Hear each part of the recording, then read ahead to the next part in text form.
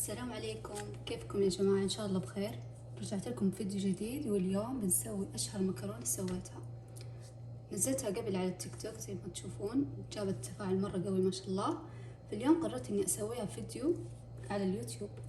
طبعا هذه المكرونة أول شيء أفكر فيه إذا كنت محتارة شو بسوي عشاء أو مشتهية شيء كذا لذيذ ومالي خلق أطبخ، على طول أسويها. مكوناتها مرة بسيطة وموجودة في كل بيت، والخطوات مرة بسيطة، فيلا نسويها مع بعض.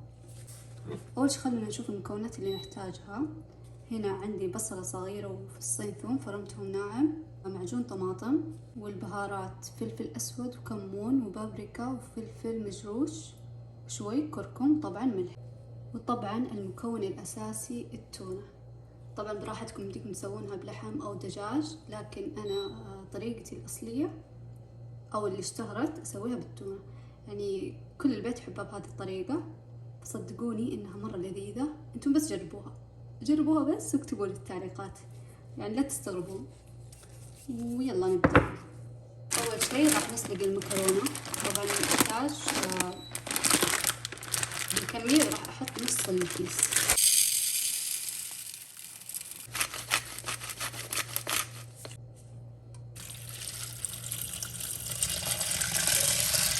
راح أسلقها بموية وملح فقط، ما أحب أضيف زيت، لأن لما نضيف زيت مع المكرونة النكهات ما راح تمسك فيها، فالأفضل تسلقونها بموية وملح بس. حطيت المكرونة على النار على بال ما تستوي. يلا نجهز الحشوة. حطيت زيت شوي، والآن بنحمص البصل. خلوني أشغل الشفاط بس لأن الريحة ما شاء الله، وأنا قاعدة أطبخ في آخر الليل والناس كلهم نايمين. صراحة يعني أنا أحب أصور وأنا مطفي كل شيء، حتى الشفاط كذا أحسه يسبب إزعاج في التصوير، مو حلو. خلينا الآن نحمص البصل لين ما يكون حلو. جايز الملعبة هذه مشويين تجنن، إذا شفتوها على طول طلبوها. قوية شوفوا، مو زي ملعبة السلكم اللي بالعادة، مرة حلوة. الحين بضيف التونة، أحب أحمصها شوي قبل ما نضيفها.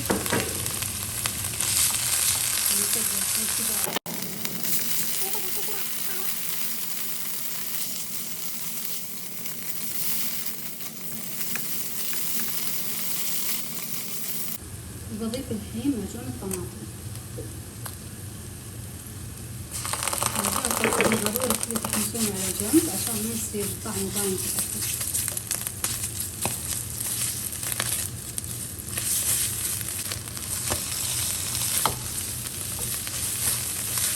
والحين نضيف البهارات.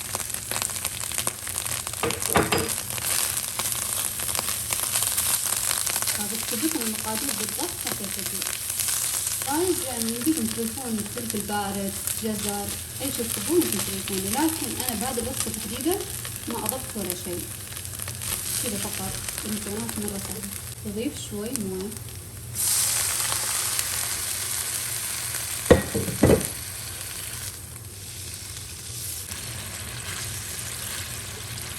نخليها تتسبك شوي كذا 5 دقايق 10 دقايق، بعدين نكمل.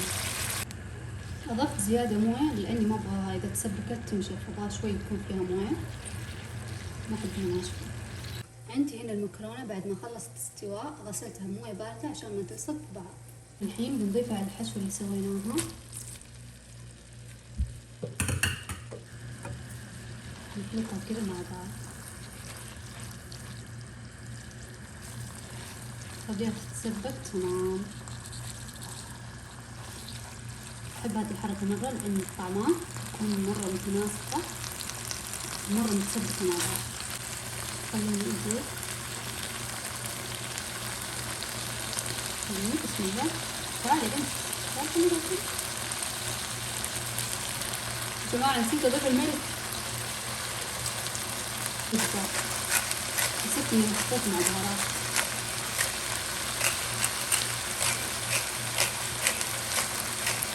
خلوها تتسبك تاخذ راحتها.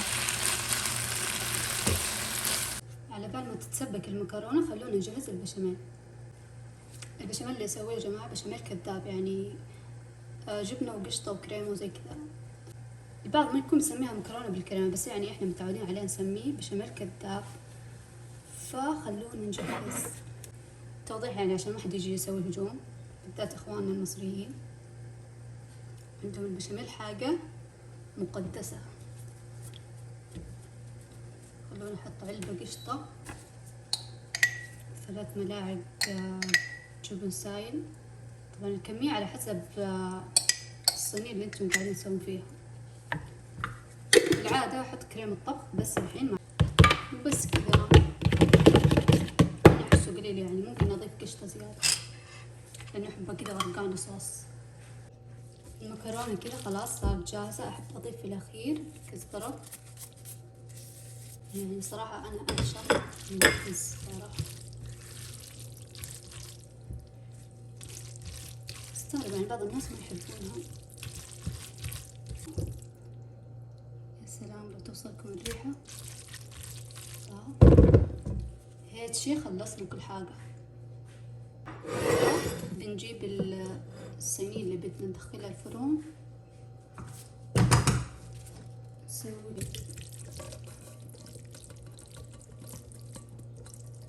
يلا يلا كل كذا. شوفوا يا سلام.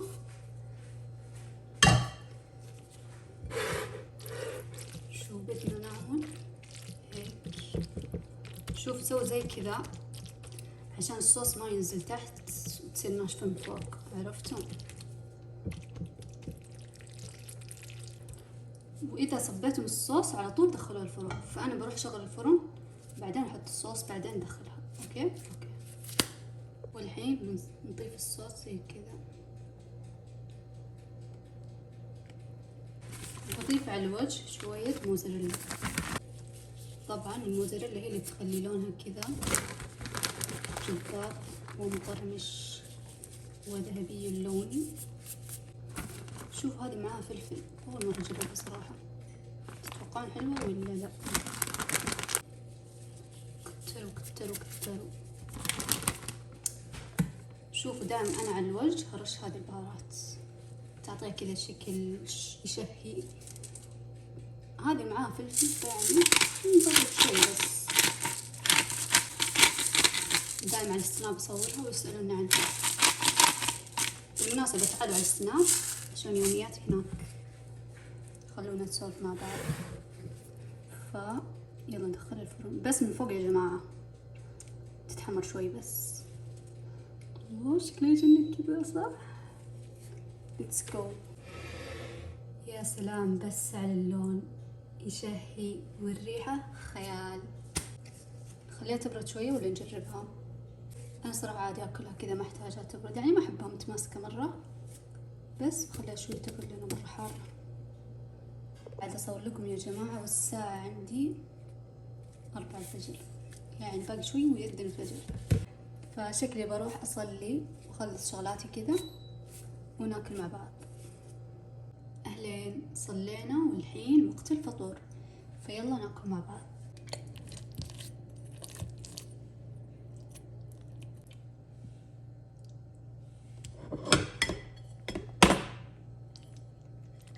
يلا بسم الله خلونا نذوق مع بعض.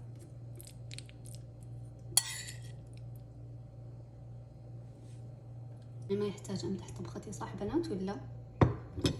بس صدق صدق مرة لذيذة وسهلة. أتمنى إنكم تجربونها وتكتبوا لي رأيكم تحت في التعليقات. وبكذا خلصنا الطبخة اليوم. لا تنسون اللايك، وإذا ما انتم مشتركين اشتركوا واكتبوا لي تعليق حلو. انتظرون إن شاء الله في المقطع الجاي. إذا عندكم طبخات حلوة تبغونا نسويها مع بعض اكتبوا لي تحت. باي.